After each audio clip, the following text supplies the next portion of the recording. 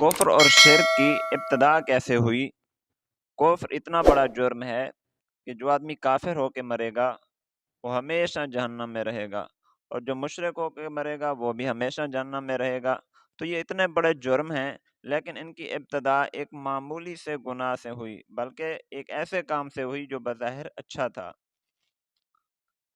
وہ اس طرح کہ حضرت نوح علیہ الصلوۃ والسلام کے دور میں جب طوفان آیا تھا تو جو گناہ گار تھے، نافرمان تھے، کافر تھے، وہ تو اس طوفان کے اندر غرق ہو گئے تھے، اور جو سوار ہو گئے تھے کشتی کے اندر اور محفوظ ہو گئے تھے۔ تو اب وہ نیک لوگ تھے، لیکن جب ان کی نسلیں آگے چلیں تو جس طرح وہ عبادت گزار تھے، ان کی نسلوں میں جو آگے نسلیں چلیں ان کی نسلیں اتنا عبادت گزار نہیں تھیں۔ تو اب شیطان نے کفر اور شرک کسی طرح شروع کرانا تھا، کیونکہ یہ جو نسل چل رہی تھی یہ نیک لوگوں کی چل رہی تھی۔ تو یہ نیک لوگوں کی نسل کے لوگ جو چل رہے تھے تو یہ اتنا عبادت گزار نہیں تھے جتنا ان سے پہلے ان کے بزرگ عبادت گزار تھے۔ تو شیطان نے ان سے پہلے شرک شروع کروایا، لیکن کتنا بہترین طریقے سے کہ اس کے لیے بڑی چال چلی شیطان نے۔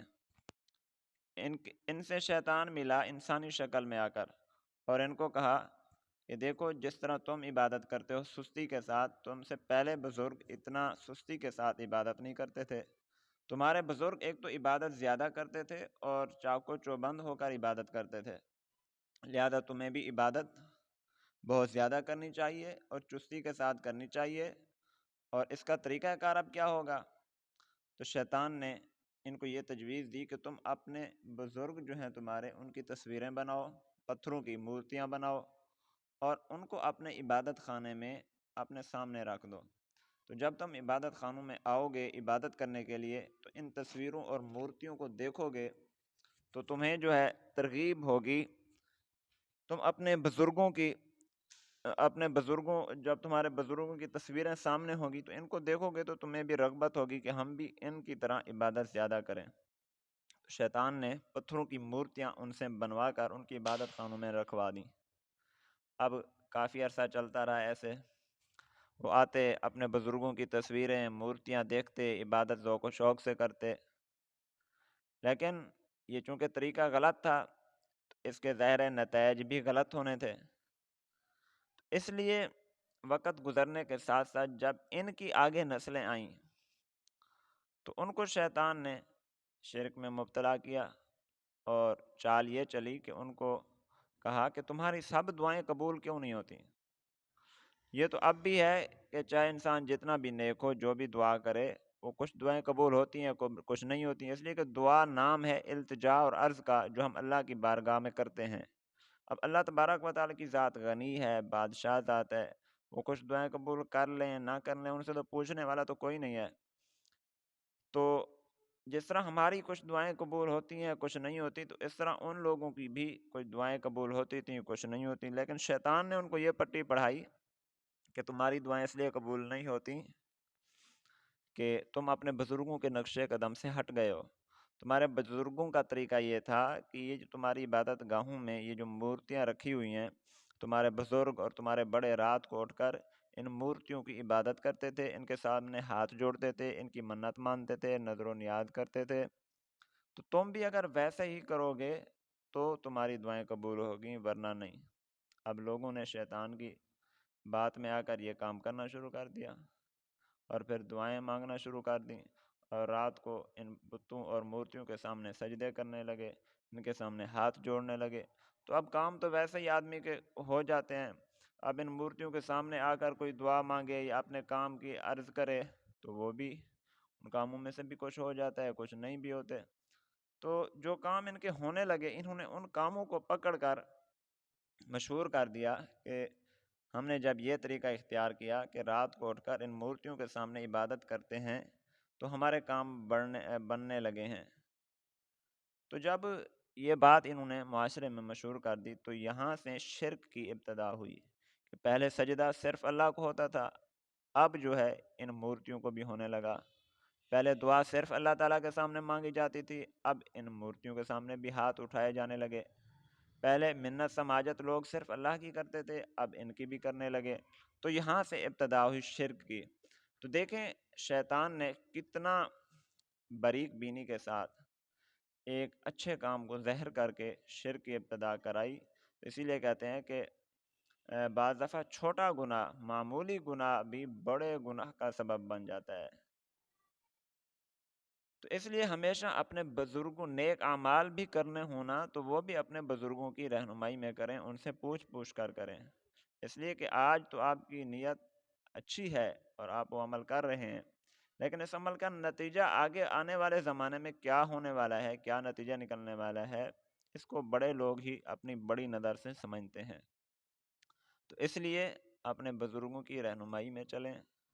تو جب یہ لوگ شرک میں مبتلا ہو گئے اور ان مورتیوں کے سامنے سجدے کرنے لگے، تو اللہ تبارک و تعالیٰ نے پھر اپنے نبی بھیجے اور نبیوں کے ذمہ یہ کام لگایا کہ جا کے ان کو روکو شرک سے. تو جب نبیوں نے اپنا کام شروع کیا اور ان کو روکا شرک سے، جو شرک شروع ہو چکا تھا، تو اب کچھ لوگ ماننے لگے، کچھ نے انکار کرنا شروع کر دیا. جو ماننے لگے وہ تو مسلمان، جس طرح کے پہلے مسلمان چلے آ رہے تھے، اور جنہوں نے انکار شروع کر دیا، اب یہاں سے کفر شروع ہوا. انکار کا معنی، کفر کا معنی ہے نا انکار کرنا.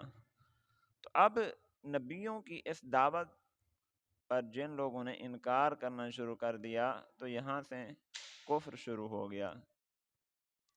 تو میں نے آپ کو بتایا کہ کفر اور شرک کی ابتدا کس طرح ہوئی. تو اس لیے ہمیں بھی ان چھوٹے گناہوں سے محتاط رہنا چاہیے کہ کہیں آج کل تو خیر ہم بڑے گناہ اور ایسے کام جو حرام ہیں شریعت میں وہ بھی بغیر دھڑک کے ہم کر جاتے ہیں، لیکن بڑے گناہوں سے تو بچنا ہی بچنا ہے. چھوٹے گناہ بھی ہمیں فی الفور چھوڑنے ہوں گے. کہیں یہ چھوٹے گناہ اگر ہمارے معاشرے میں، ہمارے گھر میں، ہمارے رواج میں چلتے رہے تو کہیں یہی چھوٹا گناہ ہم سے اگلی نسلوں میں منتقل ہوتے ہوتے کسی بڑے گناہ کا سبب نہ بن جائے.